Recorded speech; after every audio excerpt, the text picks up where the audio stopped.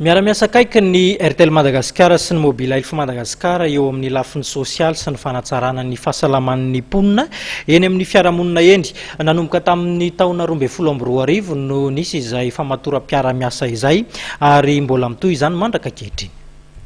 Mitety tanàna amin'ny fiarabe misy fizahana marary ary mitsabo ireo olona sahirana ny fikambanana tsy miankina Health Madagasikara. Eny amin'ny tontolo ambanivohitra sy manatona ireo 4,000 mpatory an-tsena eto an-drenivohitra toy ny eny Analakely sy Behoririka no sehatra iasan'ny ONG Health Madagasikara.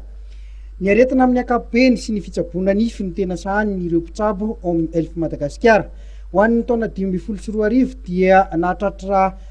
4,000 ireo olona no zahan'ny ity fikambanana ity maimaimpona. Ho fanatanterahana ity tetikasa fitsaboana ny mponina sahirana ity dia miara-miombonantoka amin'izy ireo ny orinasa Airtel izay eto Madagasikara izay efa nanomboka ny taona 2012.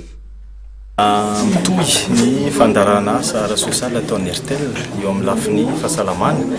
ary na amin'ity fanombon'ny taona vaovao ity dia zava-dehibe anay no mamerina miantso ireo mpiara-miasa rehetrarehetra izay efa niarana isana nandritran'izay taona maromaro izay ka ao anatin'izay ny ONG Mobile Health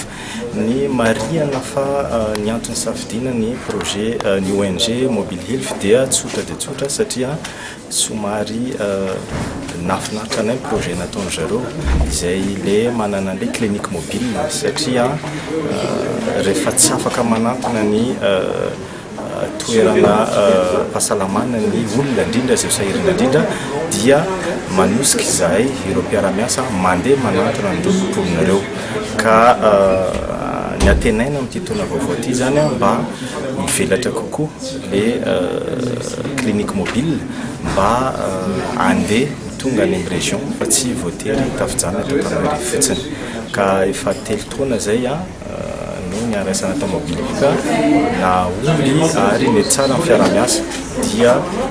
mazava be ho anay zany ny tohizana le fiara-miasa zany miaraka amin'ny zareo. Notosaina io maraina io teny amin'ny foben'ny Airtel Andraharo ary ny fanavaozana ny fanaovan-tsiny fifanekem-piara-miasan'ny Rotota Ramatoa Tania Ok no nisolitena ny Health Madagasikara sy Andriamatoa Meksan Bekangibata le generalin'ny Airtel ankilany nambaran'ny ty farany moa fa mitohy tranony asa sosialy izay sahan'ny Airtel amin'ny fanohanana ny mpiarabelona aminy.